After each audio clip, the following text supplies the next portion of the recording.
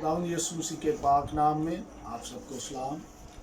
आज हमारे लिए बड़ी खुशी की बात है, हमारे दरमियान खुदा के खादम पास्टर ज़ीशान रॉबर्ट साहब हाफिज़ाबाद से तशरीफ़ लाए हैं और आज हम खुदा का कलाम उनसे सीखेंगे कि मौजूदा हालात में हमें क्या ज़रूरत है कि हम कैसे इन हालात में खुदावंद में कायम रह सकते हैं और बरकत पा सकते हैं। और इसके साथ हमारे साथ खुदा के खादम पास्टर आबिद जॉन साहब भी हैं, जीसस मिनिस्ट्रीज़ के चेयरमैन।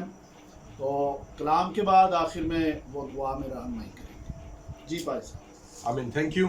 खुदावंद आपको बरकत दे।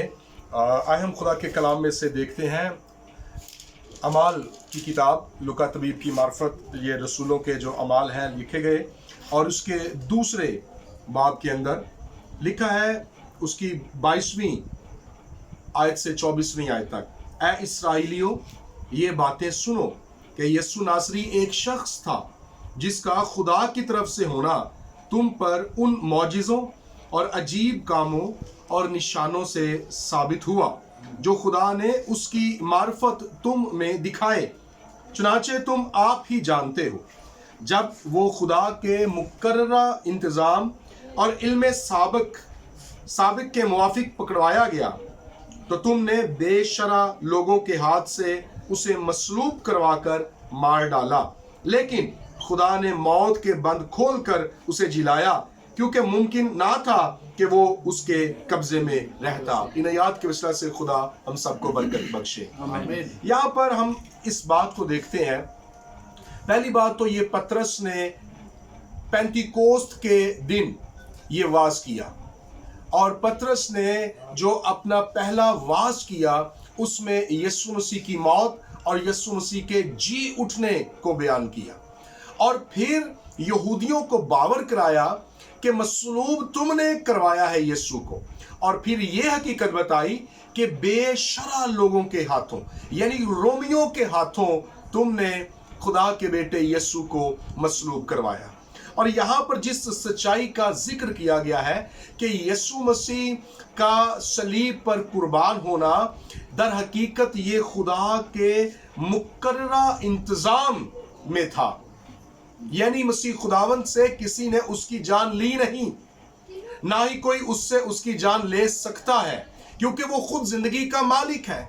मसीह ने खुद फरमाया कि मैं आप ही अपनी जान देता हूं और फिर उसे ले भी लेता हूं, इसलिए कि मुझे इसको देने का और इसको ले लेने का भी इख्तियार है।